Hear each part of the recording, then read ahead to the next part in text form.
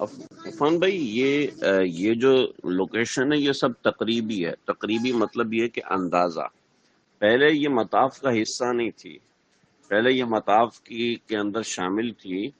یعنی مطاف کا حصہ نہیں تھی، بلکہ یہ حرم کی عمارت میں شامل تھی. اس وقت اس کی ایک نشانی تھی کہ ہر جگہ پر سنگل پلر تھا، تو اس کے ڈبل پلر کیا ہوا تھا. یہ جب 1416 میں، یعنی یہ آج سے تقریباً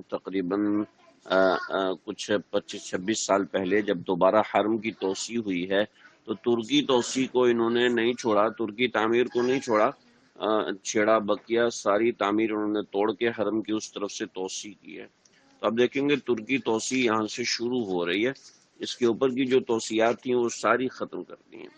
تو اب یہ جو مکان تھا، پہلے حرم میں داخل نہیں تھا، پھر مسجد حرم میں داخل ہوا. مسجد حرم میں داخل ہونے کے بعد پھر اب یہ مطاف کا حصہ بن چکا ہے. تو مطاف کا حصہ بن چکا ہے تو تقریبی ہے، یعنی اندازہ. تقریبی مطلب یہ کہ اندازہ لگایا گیا ہے کہ یہ لوکیشن تھی. تو ایگزیکٹ لوکیشن انہی 4-5 پلرز کے درمیان کی لوکیشن ہے. یعنی کہ 4-5 جو پلر لائن میں لگے ہوئے تو کل ملا کے تقریباً 15 سے 16 پلرز بن جاتے ہیں. تو ان کے درمیان کی جو جگہ ہے، یہ ام ہانی کا پورا گھر تھا. ظاہر پتہ چھوٹا سا گھر تو تھا نہیں نا، کافی بڑا گھر تھا. تو یہ ایگزیکٹ لوکیشن ہم نہیں کہہ سکتے، تقریبی لوکیشن ہے، اندازہ کیا جاتا ہے.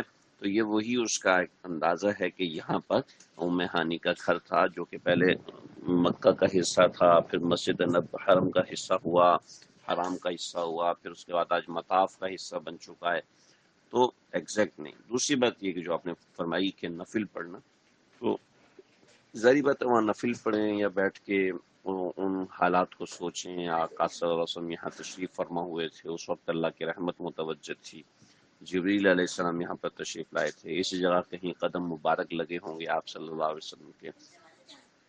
تو چشم تصور سے ہی انسان وہاں پہنچ سکتا ہے، جسے دوسرے طریقوں میں مراقبہ کہتے ہیں.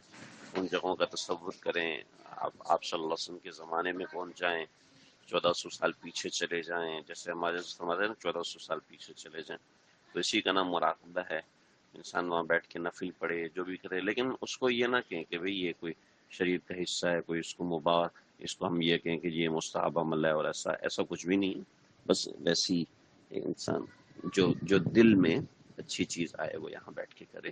انشاءاللہ اللہ تعالیٰ اس کے اس جذبے کو قبول فرمائیں گے. السلام علیکم ورحمۃ اللہ.